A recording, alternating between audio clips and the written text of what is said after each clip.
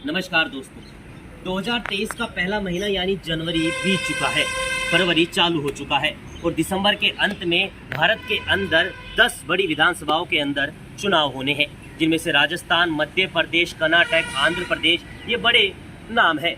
लेकिन आपको बता दूं कि तमाम जितने भी बड़े नेता हैं, चाहे वे कांग्रेस पार्टी के हो, चाहे वो बीजेपी पार्टी के हो, सबकी नज़र इस बार राजस्थान पर रहने वाली है।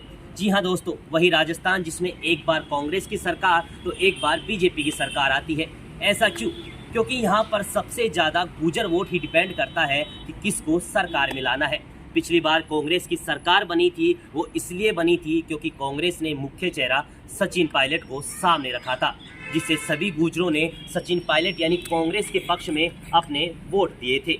इस बार परंतु ऐसा नहीं हुआ। सभी कांग्रेस के लोगों से नाराज हैं क्योंकि उन्होंने सचिन पायलट को मुख्यमंत्री नहीं बनाया। यहाँ तक कि विजय बैंसला ने तो ये भी कह चुके हैं कि हमें सांप ने डसा है और हम वापस से नहीं चाहेंगे कि फिर से हमें सांप डसे। इसका मतलब ये है कि वो गहलोत पर तंज कस रहे हैं और ये कह रहे हैं कि हम जो है इस बार गहलोत पर विश्वास नहीं करेंगे। आपको बता दें कि राजस्थान कितना बड़ा महत्व रखता है इस बार चुनाव के अंदर, कि पिछले 4 महीनों के अंदर देश के यशस्वी प्रधानमंत्री नरेंद्र मोदी 4 महीनों में 3 बार बड़ी जनसभा रैली कर चुके हैं। और जो भी पिछली बार जो जनसभा रैली थी, मैं आपको बता दूं मालासेरी डुंगरी के अंदर, उसमें तो गुर्जरों का एक तरीके से भीड़ उमड़ पड़ी थी। मतलब सैकड़ों की तादाद में, हजारों की तादाद में, लाखों की तादाद में वहाँ पर गुर्जर लोग शामिल थे। वहीं आपको बता दें कि अशोक गहलोत में खलबली मच गई जब प्रधानमंत्री नरेंद्र मोदी आए। उन्होंने देखा कि पूरा टारगेट राजस्थान का हो रहा है, तो अशोक गहलोत ने जो है देवनारायण जयंती पर अवकाश घोषित कर दिया हर वर्ष के लिए। तो आप देख सकते हैं कहीं ना कहीं गुर्जरों का इतना यहाँ पर प्रचंड बहुमत है कि वो एक तख्त पलट देते हैं। आपको बता दें पिछली बार विधानसभा चुनावों के अंदर 9 प्रत्याशी बीजेपी ने मैदान में उतारे थे गुर्जरों के, जिनमें से एक भी नहीं जीत पाए थे। वहीं कांग्रेस ने 12 प्रत्याशी मैदान में उतारे थे, जिनमें से 8 प्रत्याशियों ने विधानसभा में सीट कायम की थी अपनी। अब हमारे साथ जो है गुर्जरों में काफ़ी कुछ उठ बैठ रखने वाले सक्षम कसाना जी मौजूद हैं। सक्षम जी, आप इस बार बताइए, जिस तरीके से सचिन पायलट को आगे किया गया मुख्यमंत्री चेहरे के रूप में कि गुर्जर समुदाय का इस बार मुख्यमंत्री चेहरा बनेगा। विजय बैंसला तो अब बायकॉट कर रहे हैं कांग्रेस का और ये कह रहे हैं कि इस बार कांग्रेस को वोट नहीं देंगे। आपको क्या कुछ लगता है इस बार गुर्जरों का जो मतलब जन सैलाब है वो किस ओर रहने वाला है, कांग्रेस या बीजेपी?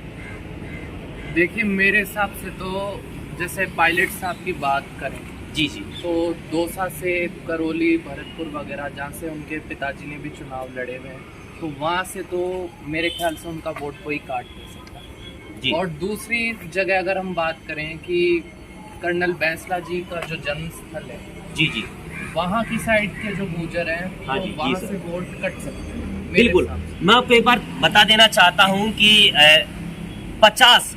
50 विधानसभा से लेकर 50 से ज़्यादा ही, मैं माफ़ कीजिए 50 से 75 बोलना चाहूँगा, 50 से 75 विधानसभा सीटों के ऊपर गुर्जरों का जो है बहुमूल्य मत यहाँ पर देखा जा सकता है। वहीं 33 जिले में से आपको बता दूं कि 14 जिले जो हैं गुर्जरों के अंडर में आते हैं। इसका मतलब साफ जाहिर होता है कि 14 जिले, या एक बार उन्होंने डिसाइड कर लिया कि बीजेपी की तरफ देना है तो 14 सीटें, तो आप ये मान के चलिए 14 में से 28 भी लेके चले तो एक तरीके से बीजेपी के पास जा रही है 28 की 28 सीटें।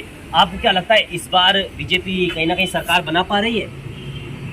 मेरे ख्याल से तो थोड़ा पायलट साहब का जो लोकप्रियता है, उनकी जो लोकप्रियता है, जिस हिसाब से उन्होंने 5 जनसभाएं करी, इससे उनके पास जाट वोट बैंक भी बहुत ज़्यादा है जी। बिल्कुल बिल्कुल। तो ज़रूरी नहीं है कि वो सिर्फ गुर्जर वोट बैंक पे टिके, वो जाट वोट बैंक और अन्य जितनी भी जातियाँ हैं उन सभी के वोट बैंक का भी बहुत बड़ा असर पड़ सकता है। देखिए, एक बात मैं आपको और बताना चाहूँगा कि जो सचिन पायलट जी हैं, उन्होंने मात्र सिर्फ गुर्जरों के ही वो नहीं माने जाते कि भैया गुर्जरों के ही वोट लेके आते हैं, ये सर्व समाजी भी माने जाते हैं। आपको बता दें कि जाट समुदाय हो, चाहे ब्राह्मण हो, चाहे या फिर गुर्जर हो, इन सभी को जो है अपने साथ लेकर चलने वाले हैं। इसी के साथ मैं आपको बता देना चाहता हूँ कि इस बार जो है कांग्रेस के लिए बहुत ही मुश्किलात भरे ये चुनाव होने वाले हैं। जिस तरीके से गुर्जरों को इसके अंदर मौका नहीं दिया गया, उप मुख्यमंत्री पद से हटा दिया गया सचिन पायलट को, उसके बाद में है जो पीसीसी अध्यक्ष से भी उनको हटा दिया गया और गोविंद सिंह डोटासरा को बना दिया गया।